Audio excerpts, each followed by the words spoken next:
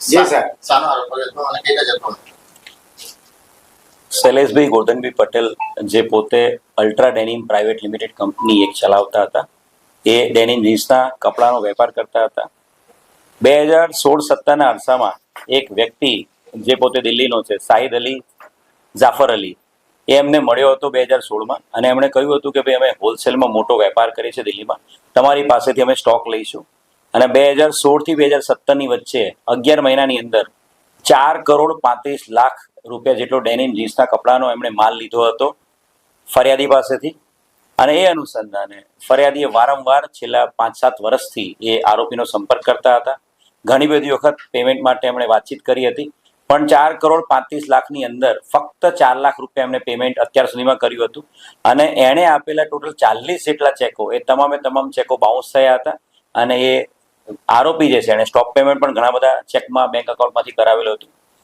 આ બાબતે economic offences wing ઇકોસેલમાં ફરિયાદ 2 મહિના પહેલા મળેલી હતી અને એના આધારે પોલીસ કમિશનર સાહેબની મંજૂરી આધારે આ બનાવની અંદર પ્રોપર ગુનો દાખલ કરવામાં આવ્યો છે અને ગુનાની તપાસ ઇકોનોમિક ઓફેન્સીસ વિંગ હાલ કરી રહ્યું છે.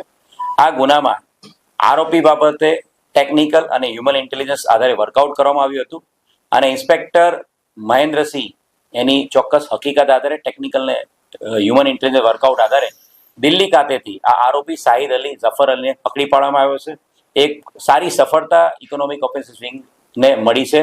આ જે ફરિયાદી છે શૈલેષભાઈ, એની સાથે જે છેલ્લા 8 વર્ષ પહેલા જે આ ફ્રોડ થયું હતું, જેમાં એને 4,30,00,000 રૂપિયા પેમેન્ટ બાકી છે, એના આરોપીને પકડી પાડવામાં મળી છે. આ આરોપીના 5 દિવસના રિમાન્ડ મેળવવામાં આવ્યા છે.